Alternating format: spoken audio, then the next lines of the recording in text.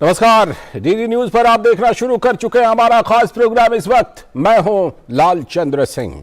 अगले 1 घंटे में हम देखेंगे कुछ ऐसी खबरें जिन पर चर्चा है बेहद जरूरी, और ये चर्चा हम करने वाले हैं अपने संवाददाताओं और मेहमानों के साथ। और आज हम खास तौर पर बात करने वाले हैं कि कोविड-19 के बढ़ते खतरे जो हैं और दुनिया के कई देशों में जो मामले आ रहे हैं, उसको लेकर भारत की क्या है तैयारी और किस तरह से आज मॉक ड्रिल का आयोजन देश भर के अस्पतालों में किया जा रहा है। इसके साथ ही हम बात करेंगे कि तेलंगाना में जो केसीआर की पार्टी है, उनको हाई कोर्ट से तगड़ा झटका लगा है। और यह तगड़ा झटका लगा है जिस तरह से आरोप लगाने के मामले में hit and run Kejriwal style में उन्होंने किया था, उसी में हाई कोर्ट ने उन्हें तगड़ा झटका दिया है। इस पर करेंगे बात। और साथ ही आज की हम खास चर्चा करने वाले हैं कि भारत जोड़ो यात्रा में कांग्रेस तो कोशिश कर रही है कि विपक्षी दल साथ आए। अब यह यात्रा यूपी पहुंचने वाली है, लेकिन यूपी के लड़कों को साथ पसंद नहीं है कांग्रेस का, क्योंकि न्योते को यूपी के राजनीतिक पार्टी, विपक्षी पार्टियां ठुकरा रही हैं।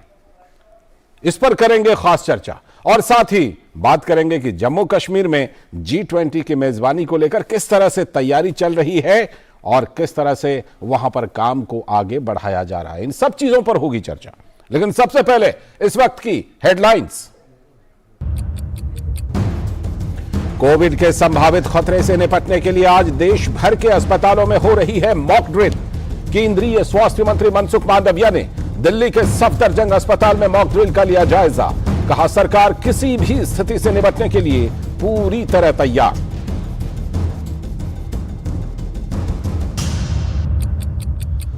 जनवरी के चौथे सप्ताह से मिलने लगेगी कोविड रोधी नेजल वैक्सीन।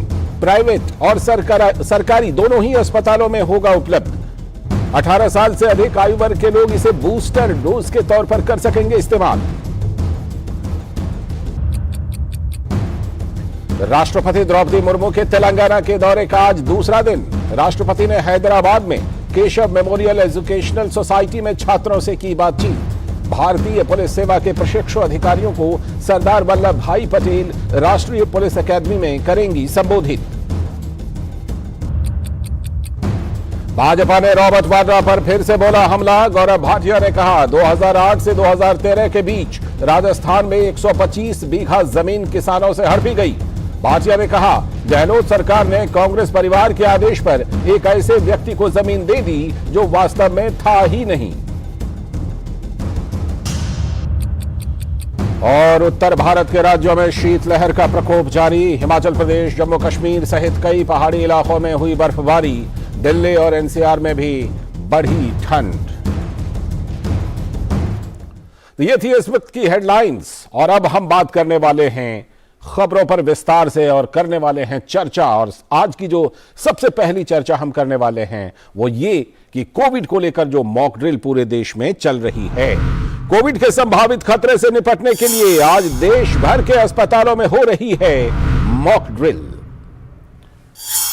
चीन, अमेरिका और कुछ अन्य देशों में कोविड-19 के बढ़ते मामलों को देखते हुए यह मॉक ड्रिल की जा रही है। और इस मॉक ड्रिल के दौरान खास तौर पर अस्पतालों में कोविड से लड़ने के लिए जो उपलब्ध संसाधन हैं, उसका आकलन किया जा रहा है।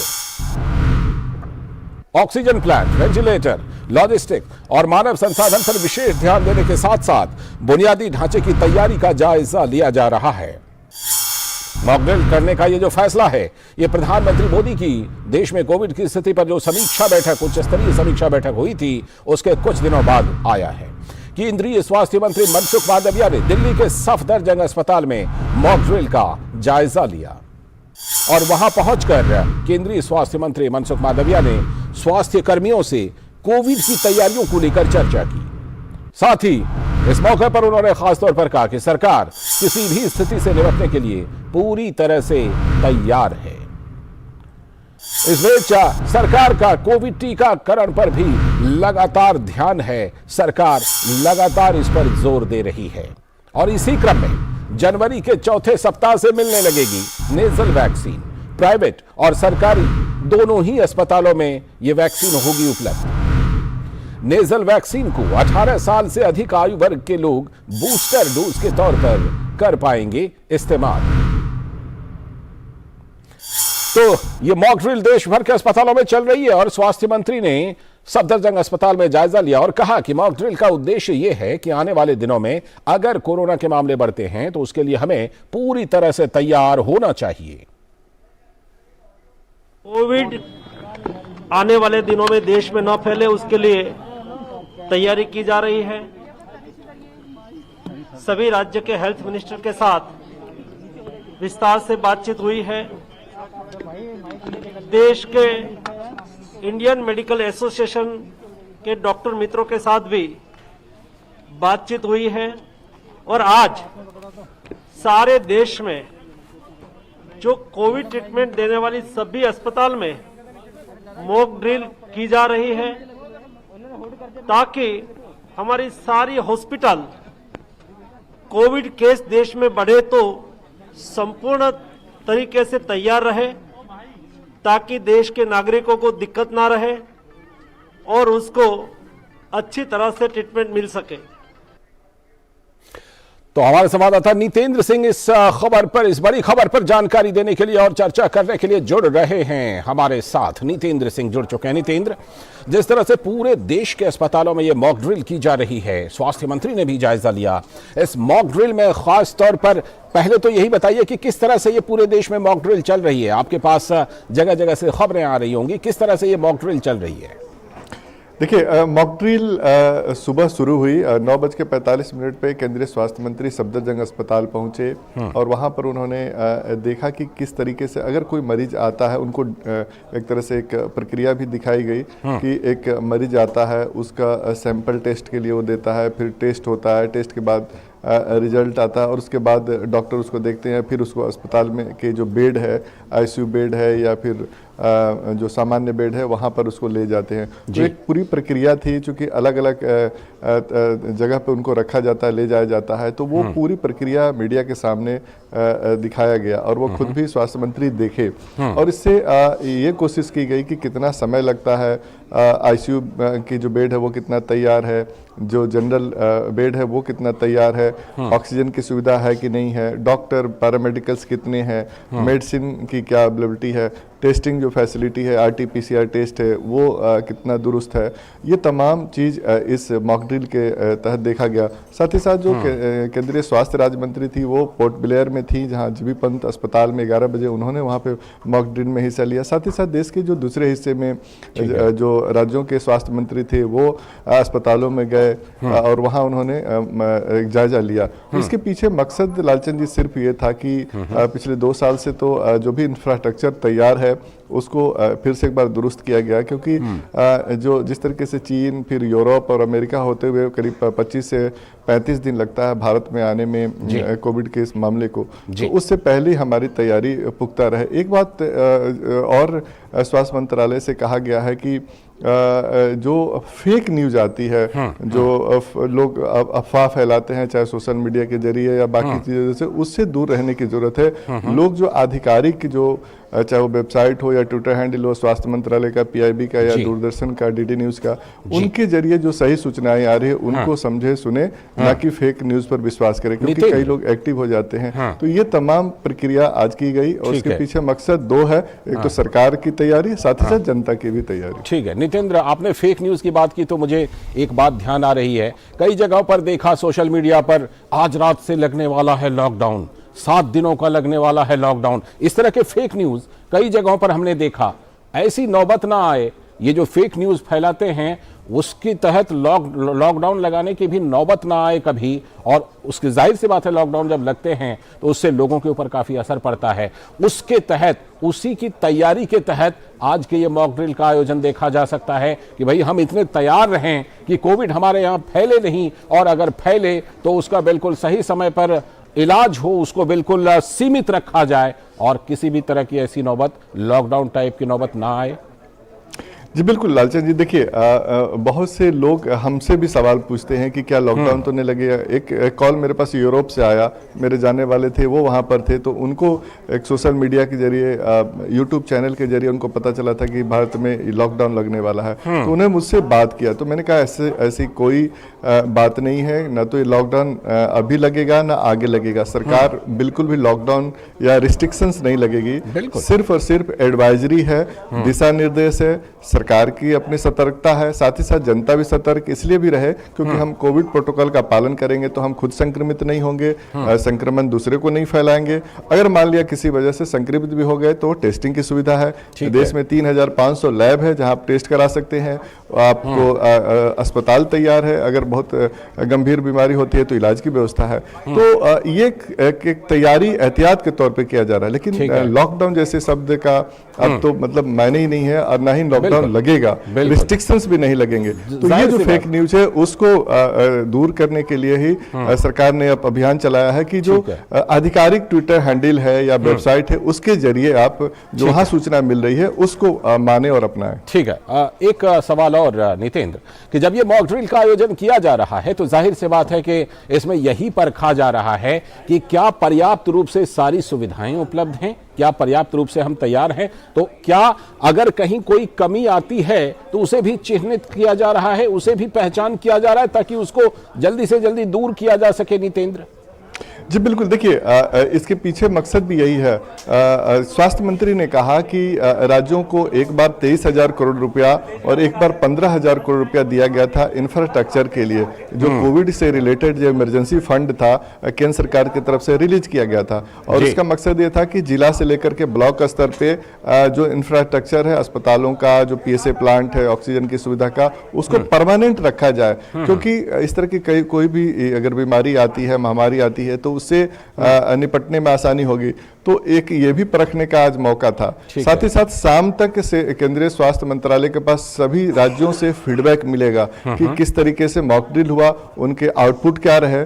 सभी राज्य केंद्र को रिपोर्ट करेंगे और उसके बाद एक बैठक होगी, उस पर समीक्षा होगी कि कितना सही पाया गया या क्या कुछ कमी रही, उसके आगे दुरुस्त करने की जरूरत है, उस पर भी बात होगी। तो आज की फीडबैक का महत्व ये रहेगा कि आगे आने वाले दिनों में उसकी समीक्षा होगी, जहां भी कमी होगा आगे उसको और दुरुस्त किया जाएगा। ठीक है, बहुत बहुत शुक्रिया नितेंद्र जुड़ने के लिए, इस खबर पर जानकारी देने के लिए और चर्चा करने के लिए। तो हमारे संवाददाता नितेंद्र सिंह जुड़े थे और देश भर में जो मॉक ड्रिल चल रही है उसके बारे में अपडेट दे रहे थे और चर्चा कर रहे थे। और अब हम रुख करने वाले हैं एक और बड़ी खबर का, और ये खबर है तेलंगाना से, जहां पर केसीआर को बड़ा झटका लगा है हाई कोर्ट से। और ये मामला क्या है? तेलंगाना में BRS, पहले TRS हुआ करती थी, उसके विधायकों के खरीद फरोख्त के केसीआर के आरोप पर हाई कोर्ट ने संज्ञान लिया है।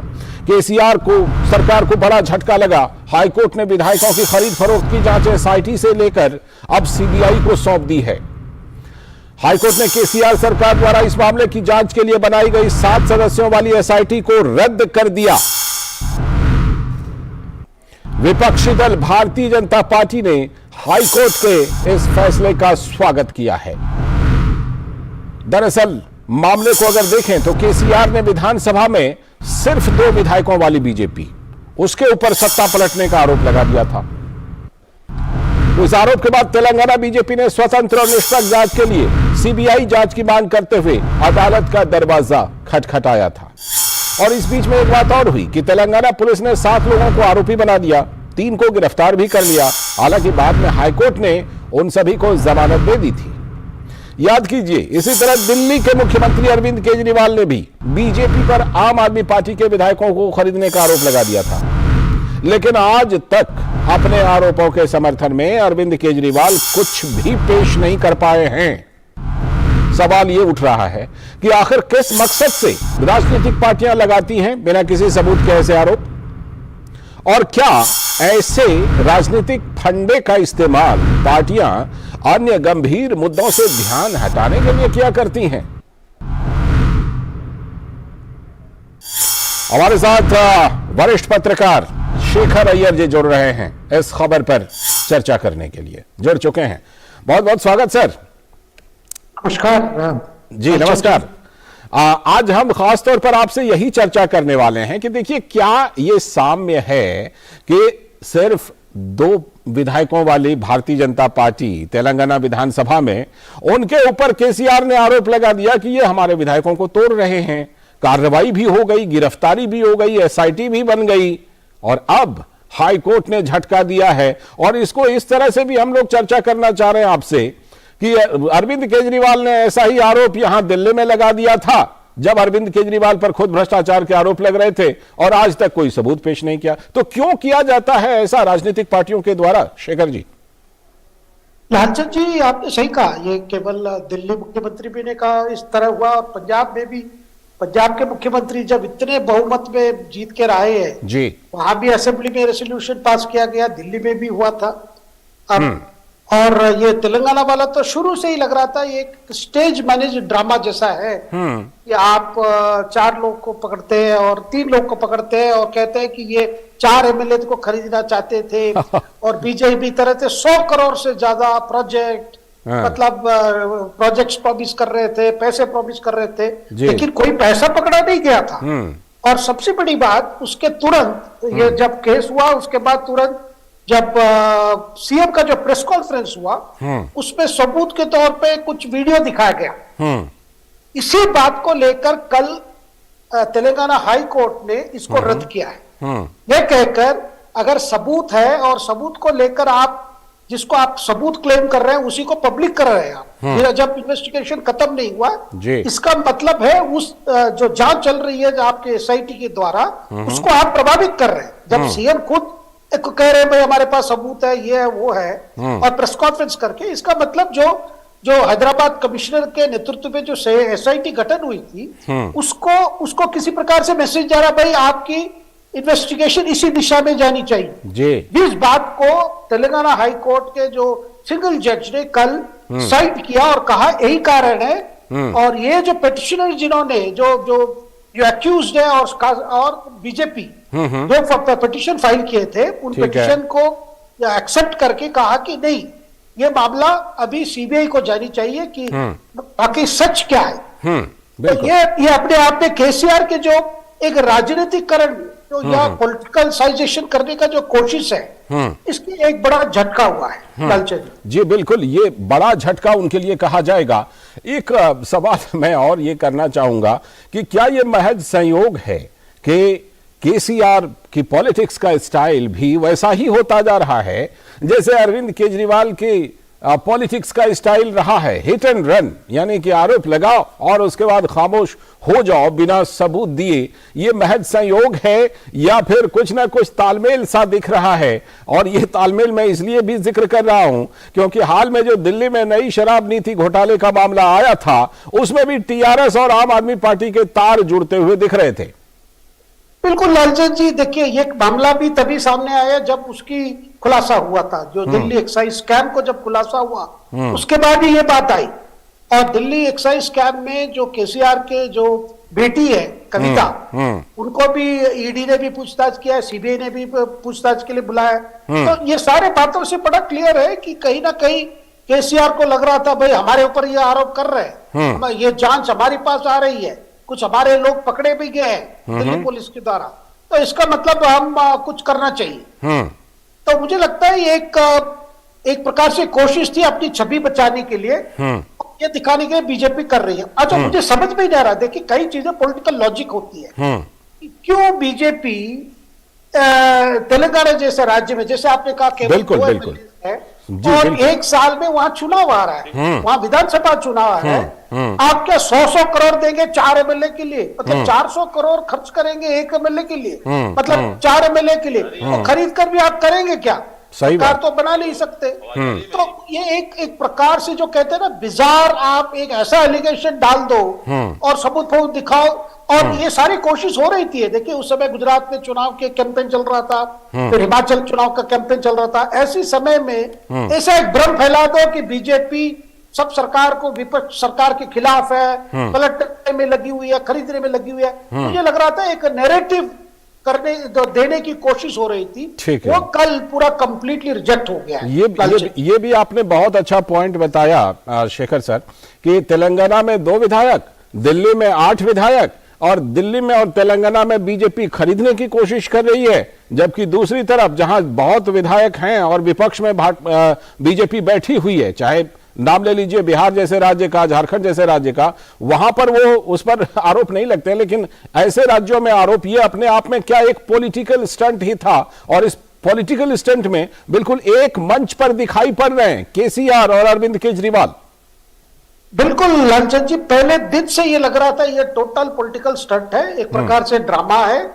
बस यही दिखा दो कि ये सब हो रहा है और उन सरकार के लिए खतरा है, जब कोई खतरा नहीं हो सकता। देखिए आपके पास प्रचंड बहुमत है तेलंगाना असेंबली में, तो आप क्या कर सकते, मतलब बीजेपी ऐसी करेगी इतनी, देखिए कुछ भी कहिए पॉलिटिकल पार्टी है बीजेपी, अगर कोशिश हो भी तो उसको तो आगे भी सोचेंगे। ऐसा तो मुझे नहीं लग रहा है कि अच्छा बीच में लालचंद जी बड़ा इंपॉर्टेंट बात है, इसमें किसी तरह बीजेपी के वरिष्ठ नेता उनके जो महासचिव है बीएल संतोष को इस केस में लपेटने की कोशिश हुई, और यह कोशिश की गई थी, एसआईटी ने उनको नोटिस भेजा, पहले वो नोटिस गलत जगह चली गई, बेंगलोर चली गई, जब वो दिल्ली में रहते हैं, बीजेपी हेडक्वार्टर्स के जनरल सेक्रेटरी है और संगठन के से होने वाली आर्थिक हानि से निश्चिंत हो जाएं, ताकि प्राकृतिक और स्थानीय आपदा पर भी फसल नुकसान होने पर आप उसकी सही कीमत पाएं।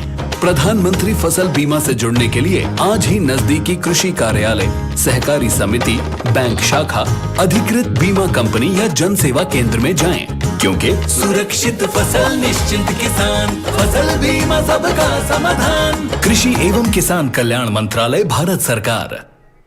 REC unleashes the potential of energy. REC funds energy. Funding that catalyzes. Funding that inspires. Funding that transforms. For sustainability and reliability. For investment and development. Adding value every day in every way. This is what our energy is. This is REC.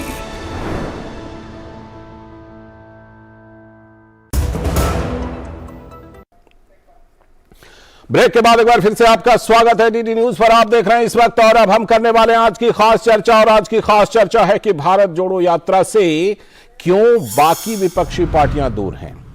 तो सवाल यही है कि कांग्रेस के भारत जोड़ो यात्रा से क्यों बना रखी है विपक्षी राजनीतिक पार्टियों ने दूरी। और उत्तर प्रदेश में, यह हम इसलिए कह रहे हैं क्योंकि उत्तर प्रदेश में कांग्रेस ने सपा, बसपा, आरएलडी जैसे दलों को न्योता भेजा, लेकिन राज्य के दलों को यह साथ पसंद नहीं है। सपा प्रमुख अखिलेश यादव और आरएलडी नेता जयंत चौधरी ने यात्रा में शामिल होने की संभावना से इनकार कर दिया है। यानी कि उत्तर प्रदेश के विपक्षी दलों ने यह साफ कर दिया है कि यूपी के लड़कों को यह साथ पसंद नहीं है। तो विपक्षी एकता के प्रयास को उत्तर प्रदेश के विपक्षी दलों ने जोर का झटका धीरे से दे दिया है। इन विपक्षी दलों का मानना है कि कांग्रेस के साथ गठबंधन में उन्हें कभी भी फायदा मिला ही नहीं। सपा और बसपा को कांग्रेस से गठबंधन कर फायदे के बजाय नुकसान ही ज्यादा होता रहा है। लेकिन दिल्ली का रास्ता तो उत्तर प्रदेश से होकर ही जाता है, और राज्य में उत्तर प्रदेश में ही ऐसी विपक्षी एकता की उम्मीद नहीं दिखाई पड़ रही है। लगभग 3000 किलोमीटर की भारत जोड़ो यात्रा को कुछ दिनों के लिए विराम दिया गया है, और अब यह 3 जनवरी से यूपी के ही गाजियाबाद से फिर शुरू होने वाली है। तो कांग्रेस नेता सलमान खुर्शीद ने राहुल गांधी को राम और कांग्रेस कार्यकर्ताओं को भरत बता दिया। सलमान खुर्शीद ने दावा किया कि कांग्रेस के कार्यकर्ता भरत के रूप में आगे आकर उनके खड़ाओं को प्रदेश भर में ले जाएंगे। हालांकि बीजेपी को राहुल गांधी की तुलना राम से किए जाने पर आपत्ति है। दरअसल उत्तर प्रदेश आ गया है, और उत्तर प्रदेश आते ही भारत जोड़ो यात्रा में राम की याद आना क्या किसी सोची समझी राजनीति का हिस्सा हो सकता है क्या?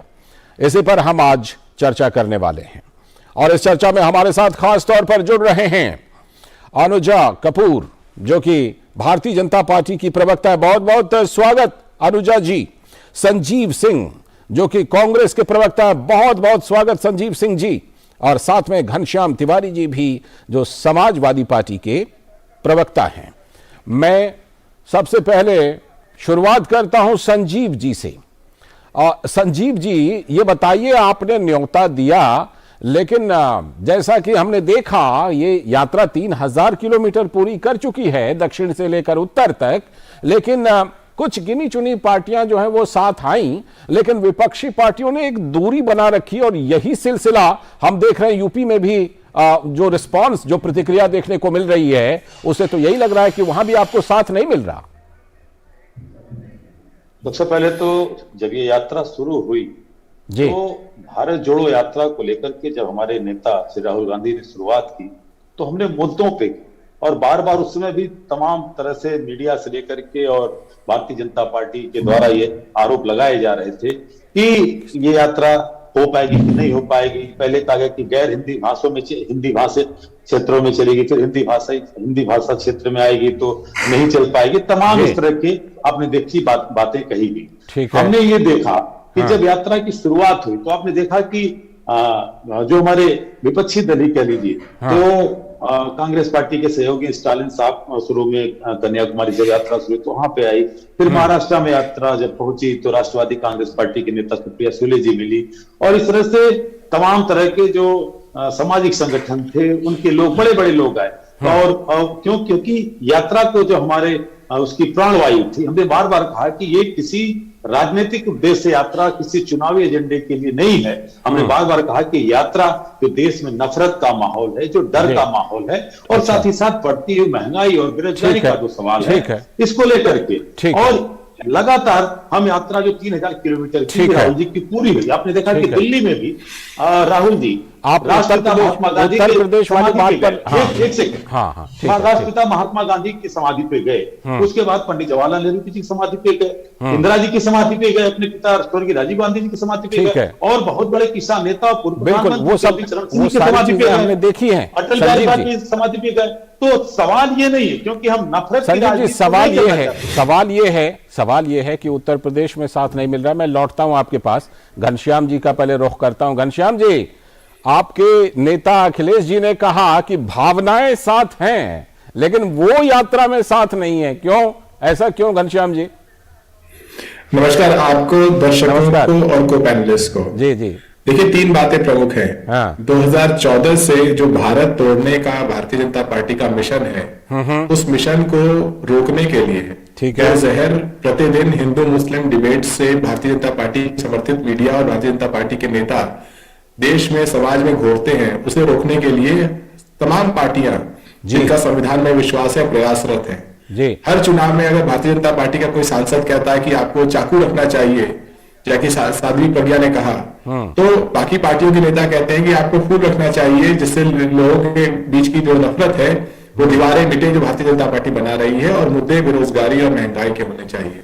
तो भारत जोड़ने का मिशन संविधान का है, हर इंसान का है, हर नागरिक का है और हर पार्टी का है जी। जहां तक भारत जोड़ो यात्रा की बात है, ये हम इसे एक राजनीतिक यात्रा के रूप में नहीं देखते हैं, हम कांग्रेस की अपने एक मिशन के रूप में देखते हैं और हम नहीं समझते कि भारत जोड़ो यात्रा का मंच 2024 या किसी भी अलायंस के बुनने का मंच है। ठीक है, आप इसको नहीं देखते हैं, भले कांग्रेस इस तैयारी में लगी है, लेकिन आप इसको आ रहा हूं संजीव जी, आ रहा हूं, बिल्कुल आपसे तो जवाब लूंगा ही और घनश्याम जी के पास भी लौटूंगा, लेकिन मैं जरा अनुजा जी का रुख करता हूं।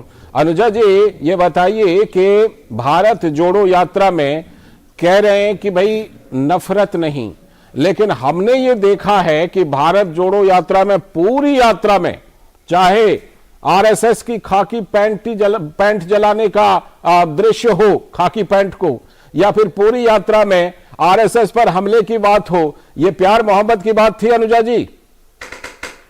जी, आपने बिल्कुल सही कहा, क्योंकि जो इनकी मंशा रही है भारत जोड़ो यात्रा में, इनकी मंशा यही रही कि किस तरह से हम नफरत फैलाते रहें। क्योंकि भाजपा को इनको हमेशा से लगा कि क्योंकि ये बहुत ही इनके लिए इतनी बड़ी ऑपोजिशन पार्टी है भाजपा, और जिस तरह से उनको लगा कि हिंदू मुस्लिम करती है भाजपा, तो हम हिंदू मुस्लिम करेंगे, तो हमें बहुत लोगों से सद्भावना मिलेगी, हम लोग मुस्लिम की बात करेंगे, अचानक से हम राम की बात करेंगे। ये भूल जाते हैं कि भाजपा हिंदू मुस्लिम नहीं करती। भाजपा एक है, वन विजन, वन पर्सनालिटी और एक ही डेमोक्रेटिक वैल्यू के ऊपर काम करती है।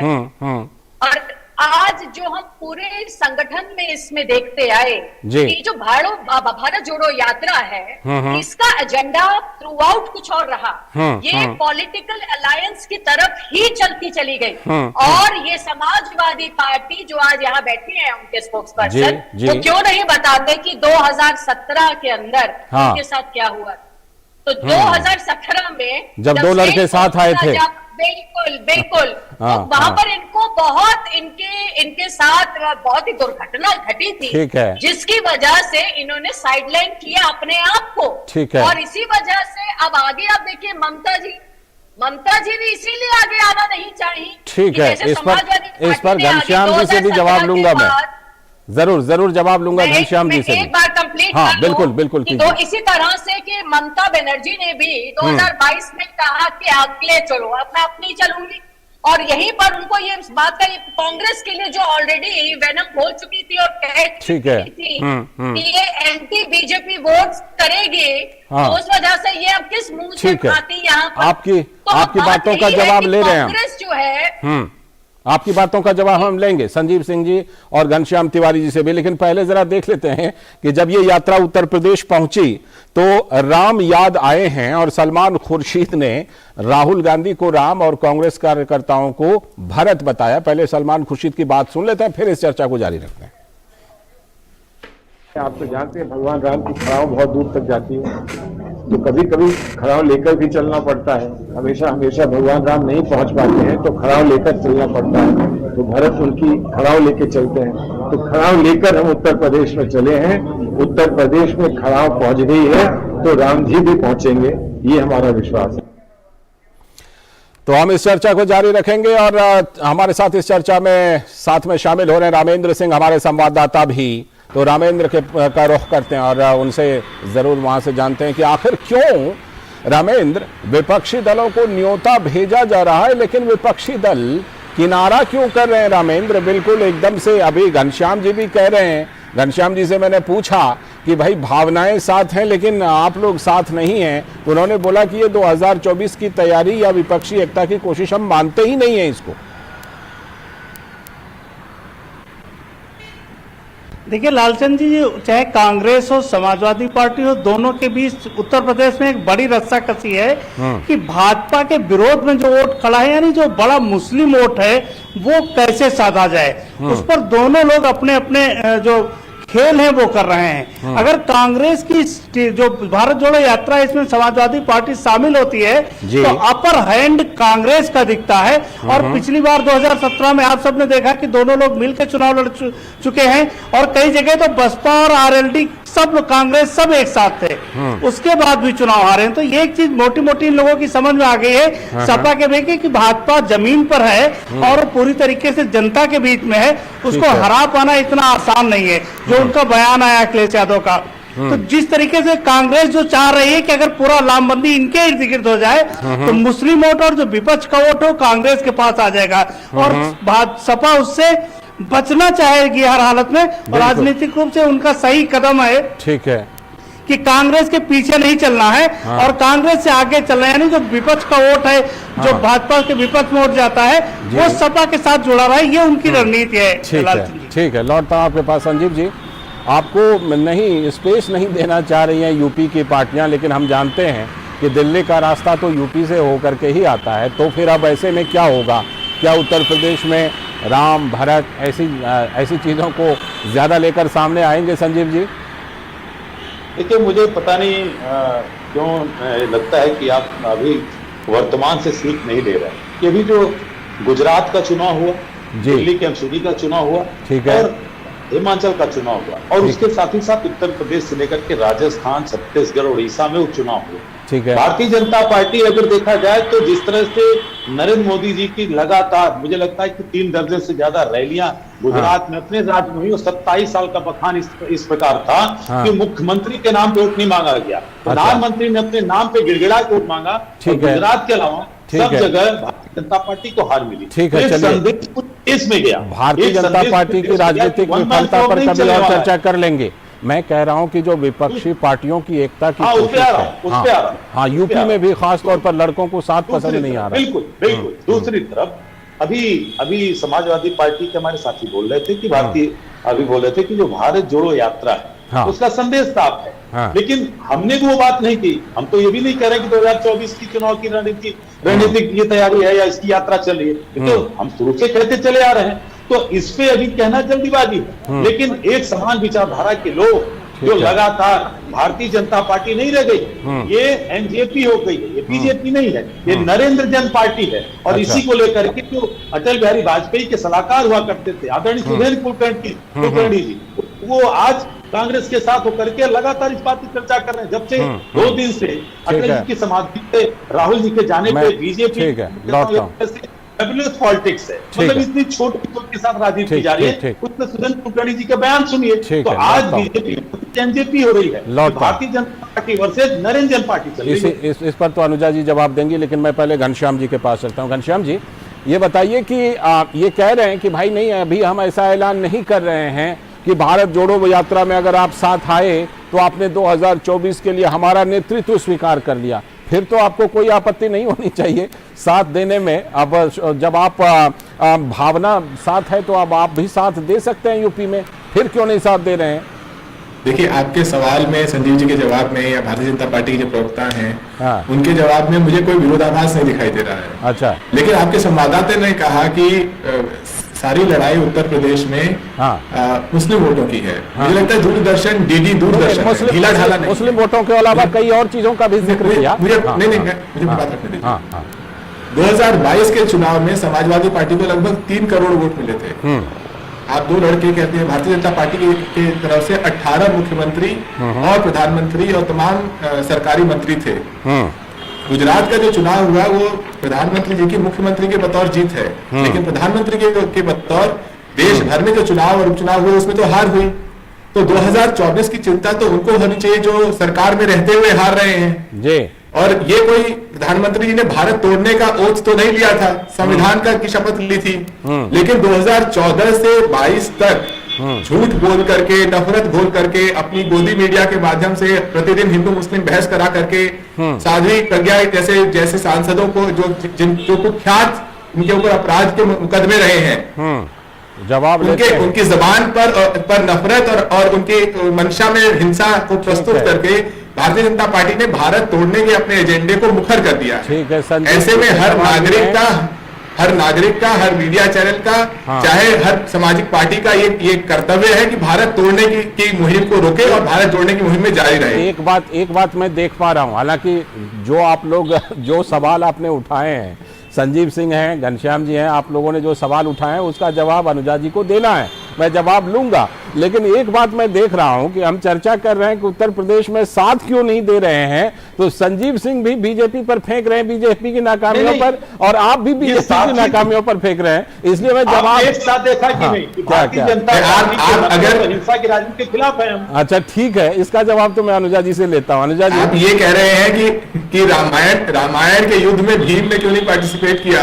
तो दोनों का जो महाकाव्य अलग अलग दौर के हैं। ठीक है, 2024 की चर्चा 2024 के चुनाव के संदर्भ में करेंगे। भारत तोड़ने की मुहिम से लड़ने की चर्चा अभी के संदर्भ में करते हैं। और आप ये कहिए कि भारत तोड़ने की मुहिम से या देश का हर नागरिक जो बेहतर भारत चाहता है लड़ रहा है कि नहीं लड़ रहा है, हर संस्था लड़ रही है कि नहीं लड़ रही है। लेकिन घनश्याम जी एक बात बताएं, अभी चर्चा यही हो रही है कि 2017 में जो अनुभव रहा, तो जो कहते हैं कि दूध की जली बिल्ली छाछ भी फूंक करके पीती है, तो शायद इसी तरह आप लोगों ने दूरी बना रखी है। वैसे आप दोनों ने जो सवाल उठाए उस पर अनुजा जी के जवाब देना। अनुजा जी, आप जवाब दीजिए कि ये कह रहे हैं कि भारतीय जनता पार्टी खुद नाकाम हो रही है कई जगहों पर। देखिए, जो खुद नाकाम की रास्ते पर है, तभी तो भारत जोड़ो यात्रा निकालने की इनको जरूरत पड़ रही है। भारतीय जनता पार्टी तो भारत जोड़ो यात्रा की तरह कोई यात्रा नहीं निकाल रही। प्रॉब्लम तो इन लोगों को है। ऐसे समाजवादी पार्टी भी अपनी यात्रा निकालने वाली है। अब आप समझिए, आगे प्रियंका वाड्रा जी अब अपनी एक वुमेन मार्च निकालने वाली है। तो ये इनको प्रॉब्लम ये है, यात्राएं कब निकाली जाती है? यात्राएं तब निकाली जाती है जब आपको ये लगता है कि अब आपका आने वाला वक्त जी कहीं बहुत ही कठिन है। और यार ये तो आपने सबने देख ही लिया कि कांग्रेस तो कहीं पर भी खड़ी नहीं हो पा रही है, स्टैंड नहीं कर पाती। और जहां पर अगर आप इनका सामने इनके काम देखें, जब इनका चुनावी हिंदू इनमें जाग जाता है, इनको जनेऊधारी हिंदू इनमें जाग जाता है, इनके ऊपर सैफरन आ जाता है, इनको याद आ जाता है कि कब सैफरन को 2 गालियां देनी है और कब सैफरन को ओढ़ लेना है। अब आप ये देखिए, कब हनुमान जी को कुछ 2 शब्द कहने श्री राम को, फिर जय श्री राम, फिर अभी ये भी नहीं मालूम है कि जो श्री होती है वो लक्ष्मी का ही रूप है, वो सीता का ही रूप है। अब जिनको कुछ पता ना हो और फिर उसके बाद इससे कितना बड़ा, कल इन्होंने स्टेटमेंट भी इस बात पे दिया कि अटल बिहारी वाजपेयी को इन्होंने ब्रिटिश इन्फॉर्मर तक कह दिया और उसके बाद ट्वीट निकाल दी और उसके बाद उन्हीं के ही समाधि पे चले गए। तो इसे ये अपने आप में भी एक कंफ्यूजन है, कंफ्यूजन है, लगता है कांग्रेस में कंफ्यूजन है। और दूसरी बात, आप किसी भी समाधियों में गए हो सर, कांग्रेस के जो प्रवक्ता बैठे हैं, ये आपका अपना निजी वक्त है, ये आप कीजिए ना। आप अपने दादा की समाधि पे नहीं गए, ना आप पीवी नरसिम्हा राव की समाधि पे नहीं गए। ठीक है, जवाब लेते हैं। तो आप हमें मत बताएं कि समाधियों पे आप जा रहे हैं या नहीं जा रहे, ये आपका निजी मामला है। ठीक है, लेंगे संजीव जी इसका जवाब देंगे। इस तरीके की बात को कहना जी ये गलत है। ठीक है, और इस तरह की बातों को भाजपा दूरी बनाती है। ठीक है, अनुजा जी लौटता हूं, संजीव जी से जवाब लेंगे, लेकिन पहले एक अपडेट रामेंद्र से। रामेंद्र, ये बताइए कि ये जो न्योता है, उस न्योता को घनश्याम जी की समाजवादी पार्टी ने तो ठुकरा दिया है, आरएलडी ने ठुकरा दिया है। बड़ा दिलचस्प सा लग रहा है कि बीएसपी की तरफ से कोई रिएक्शन आया कि नहीं अभी तक? देखिए, बीएसपी की तरफ से कोई रिएक्शन नहीं है। बेसिकली ये राजनीतिक दल हैं, जानते हैं कि भारत जोड़ो यात्रा नहीं, वोट जोड़ो यात्रा है, इसलिए वो अपने वोट को कहीं बिखरने नहीं देना चाहते हैं। और वो कतई लीड कांग्रेस को नहीं, उनको पता है कि कांग्रेस अगर उत्तर प्रदेश में है और मुस्लिम वोट एक बार कांग्रेस के साथ गया तो सपा जैसी पार्टियों का रोल खत्म हो जाएगा।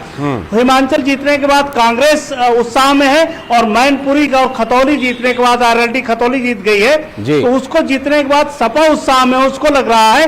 और ये शायद भाजपा को भी सूट करता है कि दोनों पार्टियां उत्तर प्रदेश में मजबूती से चुनाव लड़े। हालांकि दोनों एक साथ लड़के देख चुके, कोई चुनौती नहीं है, लेकिन ये सूट करता है। तो बीएसपी की संभावनाएं अभी लॉन्ग टाइम हो सकती हैं। अभी बीएसपी की तरफ से कोई रिएक्शन लालचंद जी नहीं आया है। ठीक है, चलते चलते संजीव जी कुछ प्रतिक्रिया आप देना चाह रहे थे, बताइए।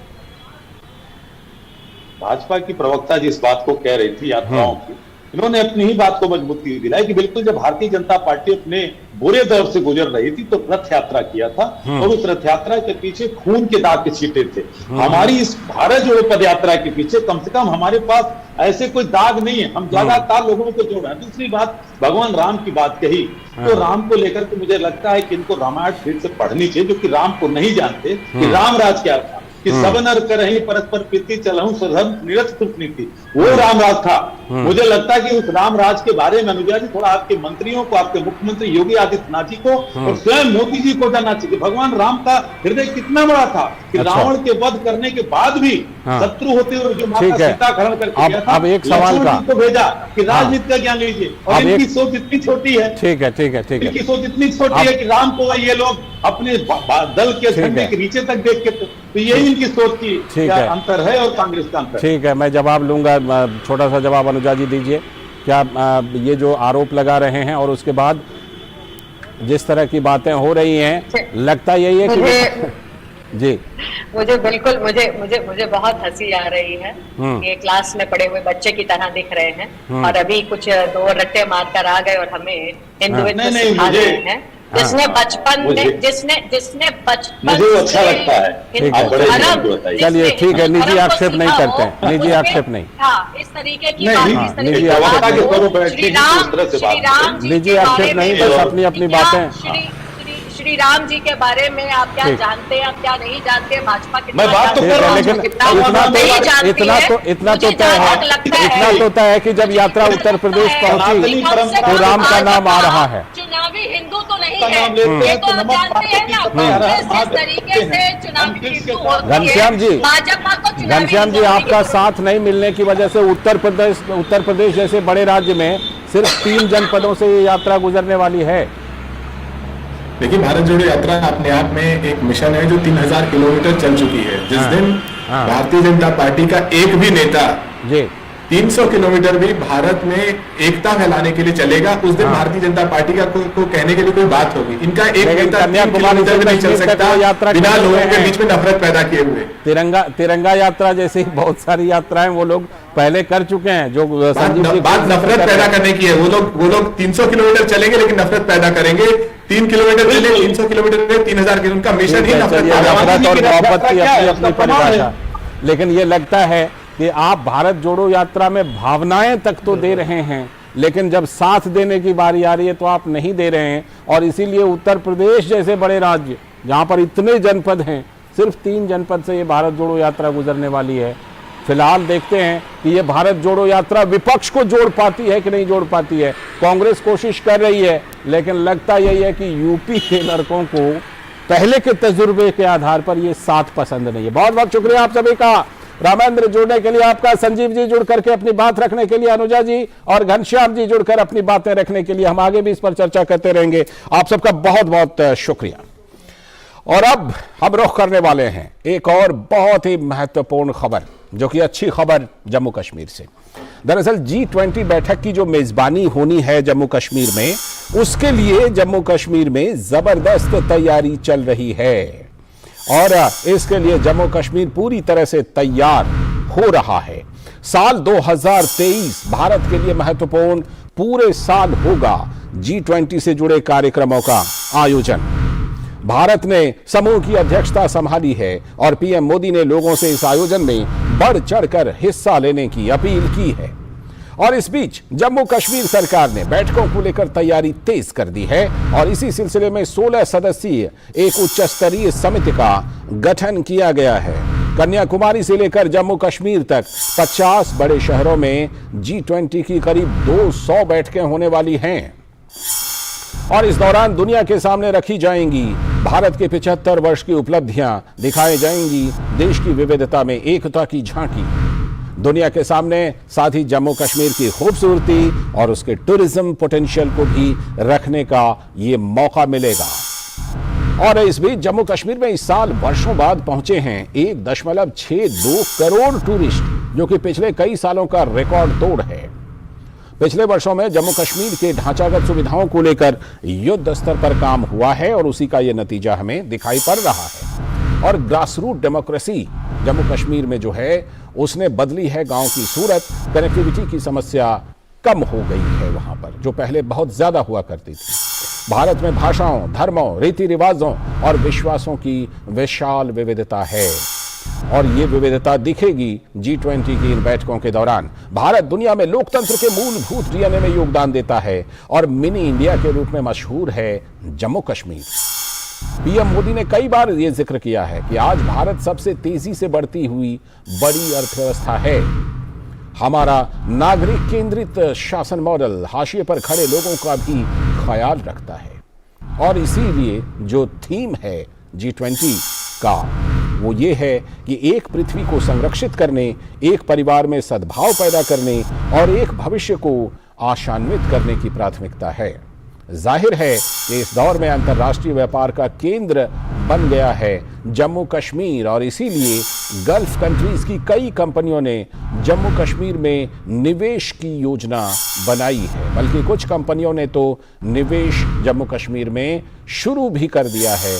और इसी सिलसिले में दुबई स्थित लुलु ग्रुप ने 200 करोड़ रुपए का जम्मू कश्मीर में निवेश किया है। तो ये नया जम्मू कश्मीर है जिसे दुनिया नैरेटिव के चश्मे से नहीं बल्कि जमीनी हकीकत को तरजीह देकर देख रही है। तो G20 की जो मेजबानी है और जो महत्वपूर्ण बैठकें हैं उससे जम्मू कश्मीर को भी बड़ी उम्मीदें हैं। और क्या क्या उम्मीदें हैं, इस पर और ज्यादा चर्चा के लिए हमारे सलाहकार संपादक विनोद मिश्र जी हमसे जुड़ चुके हैं। विनोद जी, जम्मू कश्मीर के लिए ये काफी अहम, चाहे जम्मू कश्मीर की खूबसूरती हो, वहाँ का पर्यटन हो, वहाँ की संस्कृति हो, विविधता हो, सब कुछ रखने का मौका मिलेगा। ये तो जम्मू कश्मीर दुनिया को देगा और दुनिया से जम्मू कश्मीर की क्या क्या उम्मीदें हैं विनोद जी? लाल जी, बिल्कुल आपने सही कहा। और अब जब आप G20 के इस मेजबानी की बात करते हैं और पूरे देश में इसकी चर्चा है, आप देखिए कि कन्याकुमारी से कश्मीर तक 50 देश के जो 50 बड़े शहर हैं, उस 50 बड़े शहर में 200 से ज़्यादा G20 की मीटिंगें होगी जी। और अलग अलग स्टेट ने इसकी अपनी तरफ से तैयारी की है। लेकिन आज मौका जब जम्मू कश्मीर का है, उसने अपनी तैयारी के लिए एक 5 सदस्यीय कमेटी बनाया है। हाई प्रोफाइल जो वहाँ के सारे ऑफिसर्स हैं और जो प्रोफेशनल्स लोग हैं, उनको मिला के ये कमेटी बनी है, जो कि जम्मू कश्मीर को जो शोकेस है उसको दुनिया के सामने में किस रूप से लाते हैं। अब देखिए, जम्मू कश्मीर में भी कई ऐसे मीटिंगें हैं जो कश्मीर में और जम्मू के अलग अलग हिस्से में होने हैं। और आप देखिए कि 200 ऐसे मीटिंगें पूरी देश में होगी, जिसमें जम्मू कश्मीर में भी के हिस्से में भी काफ़ी मीटिंग का आयोजन होने वाला है। लेकिन आप सबसे बड़ा ये देखिए कि जम्मू कश्मीर इस पिछले दौर में कैसे बदला है। ये आर्टिकल 370 के बाद का जो जम्मू कश्मीर है, आप ये देखिए पिछले सालों में 2 साल में जम्मू कश्मीर में 36,000 करोड़ से ज़्यादा का इन्वेस्टमेंट आया है। जब आप बात कर रहे थे उस गल्फ कंट्री की, तो आप देखिए गल्फ कंट्री के जो टॉप कंपनीज हैं, लुलू ग्रुप से लेके और कई कंपनी ने अपना काम भी वहां शुरू कर दिया है। 200 करोड़ का तो फूड प्रोसेसिंग यूनिट सिर्फ लुलू एक ग्रुप ने लगाया है, दुबई स्थित की जो बड़ी कंपनी है जी। तो आप ये कह सकते हैं कि जो जम्मू कश्मीर का जो अभी आज का ग्रोथ है, जो भारत एक ग्रोथ इंजन बना है, वो किस रूप से कनेक्ट कर रहा है। आज जम्मू कश्मीर में देखिए इंटरनेशनल एयरपोर्ट है, जहां से सीधे फ्लाइट जो है जद्दा से लेके सऊदी अरबिया तक सीधे फ्लाइट का कनेक्शन है।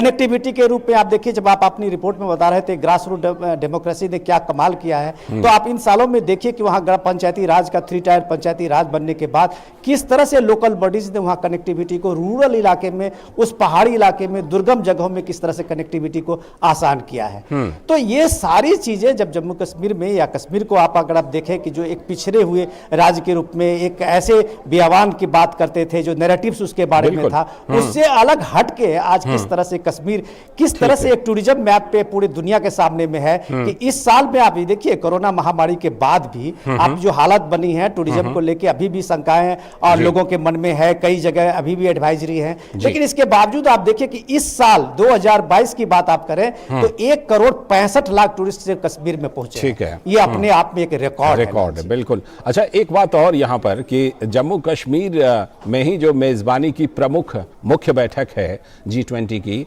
उसको वहीं पर रखा गया है। निश्चित रूप से इसके पीछे भी बिल्कुल जिसको कहते हैं कि एक सोच है कि जम्मू कश्मीर में किस तरह से विकास के माहौल को और बेहतर बनाया जाए और दुनिया को जम्मू कश्मीर की हकीकत से रूबरू कराया जाए। विनोद जी, देखिए, डिप्लोमेटिकली इसको जिस रूप में लें, लेकिन सबसे बड़ी बात है कि इसमें आम लोगों का क्या है, जो स्टेक होल्डर्स है। अब आप ये देखिए कि वहां पे सबसे बड़ा स्टेक होल्डर्स जो है वहां का एक टूरिज्म सेक्टर है जी, या एग्रीकल्चर या हॉर्टिकल्चर सेक्टर है जी। तो ये एक मौका है, ये एक मौका इसलिए है कि लाल जी, जब दुनिया के आप सोचिए कि 20 बड़े शक्तिशाली जो कंट्री है, आर्थिक जिसको शक्ति आप मानते हैं, उसका ये समूह G20 है, जो पूरी दुनिया में एक तरह से आप कह सकते हैं कि एक इंप्रेशन छोड़ता है, जो पूरी दुनिया में जो ये आर्थिक जितनी भी गतिविधि है उसको लेके, या जियो पॉलिटिक्स में आप देखिए कि उनका एक बड़ा सा हिस्सा है जी। और इस जियो पॉलिटिक्स को प्रभावित करने वाले वो सारे 20 शक्तिशाली देश के जो लोग या यहाँ पे इस मीटिंग में आयोजन में शामिल होंगे, तो जाहिर सी बात है यहाँ के लोगों के लिए एक बड़ी अपॉर्चुनिटी होगी